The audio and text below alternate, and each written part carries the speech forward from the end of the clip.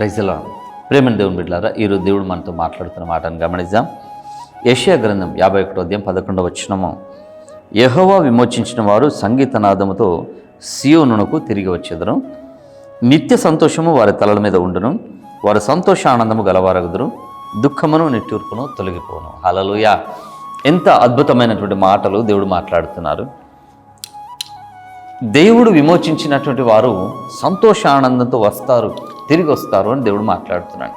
అంటే ఏదైతే కోల్పోయామో, ఏదైతే నెమ్మది కోల్పోయామో, దేవుడు విమోచించినప్పుడు అవన్నీ మరలా మనకు అనుగ్రహిస్తారని దేవుడు మాట్లాడుతున్నాడు. ఇంకేమంటున్నాడు? నిత్య సంతోషము వారి తలల మీద ఉండను, దుఃఖమును నిట్టూర్పు కూడా ఎగిరిపోతాయి. దుఃఖం ఎప్పుడు కలుగుతుంది? మనం అనుకున్నది ఒకటి, జరిగేది ఒకటి, లేదా మన పరిస్థితికి మనము ఏమాత్రం కూడా తట్టుకోలేనటువంటి స్థితిలో ఉన్నప్పుడు దుఃఖం కలుగుతుంది. మనం ఎదుర్కొనేటువంటి అప్పుల బాధ కావచ్చు, అనారోగ్యం కావచ్చు, తరచుగా ఎదురయ్యే సమస్యలు కావచ్చు, ఒక మనిషి విశ్వాసాన్ని దొంగిలిస్తాయి. సంతోషం పోతుంది, నెమ్మది పోతుంది. ఇక్కడ ఏమంటున్నాడు? నిట్టూర్పు. ఎప్పుడు నిట్టూర్పు విడుస్తాం? మన మనసులో తీరని వేదన ఉన్నప్పుడు, ఎవరితోనూ కూడా పంచుకోలేకపోయినప్పుడు నిట్టూర్పు విడుస్తాం. అయితే దేవుడు ఏమంటున్నాడంటే, నేను విమోచిస్తాను, దుఃఖము నిట్టూర్పు ఎగిరిపోతాయి. హల్లెలూయా. దేనిని బట్టి నిట్టూర్పులు విడుస్తున్నావో, దేనిని బట్టి దుఃఖం నువ్వు అనుభవిస్తున్నావో, నేను విమోచిస్తానని దేవుడు మాట్లాడుతాను. దేవుడు నేను విమోచిస్తాను చెప్పి విమోచించానని మాట్లాడుతూ తిరిగి రాబోతున్నావు దేవుడికి సాక్షిగా. హల్లెలూయా. ఎక్కడెక్కడ నీ హృదయం గాయపడిందో, ఏ పరిస్థితిని బట్టి నువ్వు నలిగిపోయావు, ఏ పరిస్థితిని బట్టి కృంగిపోయావో, దేవుడు నీ సమస్యలో నీతో పాటుగా నడవబోతున్నాడు. చూడండి, షద్రకు, మేషకు, అబేద్నెగోలు మనుషులు ఎవరు తట్టుకోలేని సమస్యలో పడ్డారు, అగ్నిగుండంలో పడ్డారు. దేవుడు వారిని విడిచిపెట్టాడా? అగ్నిగుండంలో వారితో పాటుగా నడిచాడు. ప్రియాదుండుడా, మన దేవుడు దూరాన్ని ఉండే దేవుడు కాదు, కానీ నీతో పాటుగా నడిచే దేవుడు, నిన్ను నడిపించే దేవుడు, నిన్ను బలపరిచే దేవుడు. నిన్ను హత్తుకొని ప్రభు అంటారు, నిన్ను ముదిమి వచ్చే వరకు చంక పెట్టుకుని వాడే నేనని చెప్పినాడు దేవుడు. ఎలా ఉంటారంటే, నిన్ను హత్తుకొని నిన్ను ఎత్తుకొని నడిపిస్తారు. Praise the lord. నీ ప్రతి కష్టంలో నీకు తోడుగా ఉంటారు. మనుషులు ఎవరు అర్థం చేసుకోవట్లేదా? నీ బాధ ఎవరికి అర్థం కావట్లేదా? ఎవరితో పంచుకోలేని రహస్యమైనటువంటి సమస్యతో నువ్వు నలిగిపోతున్నావా?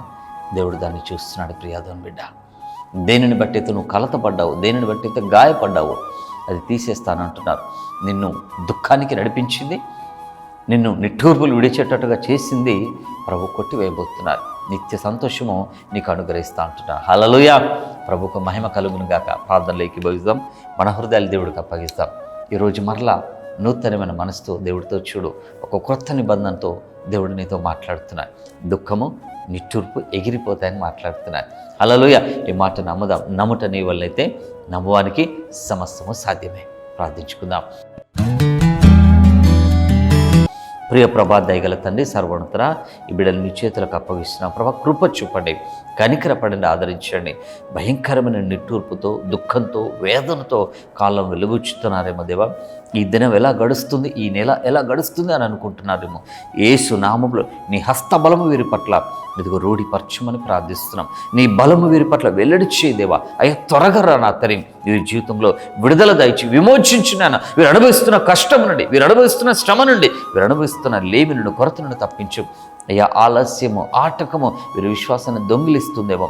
కాపాడు ప్రభా. విశ్వాసాన్ని బాగుచ్చే, నీ రాకడ వరకు వీరిని బలపరచు. రాబోయే కాలంలో సంతోషము, సమాధానము వీరి జీవితంలో అనుగ్రహించి, నిట్టూర్పును కొట్టివేసి, దుఃఖమును కొట్టివేసి, మీ ఆశీర్వాదము దయచేసి ప్రభువా మీరే మహిమను పొందుకోరమని నజరీయుడైన యేసుక్రీస్తు ప్రభునామంలో ప్రార్థించి వేడుకుంటున్నాం తండ్రి. ఆమేన్. Praise the Lord. నమ్ముదాం దేవుని మాటని. అద్భుతం కొరకు ఎదురు చూద్దాం. God bless you all.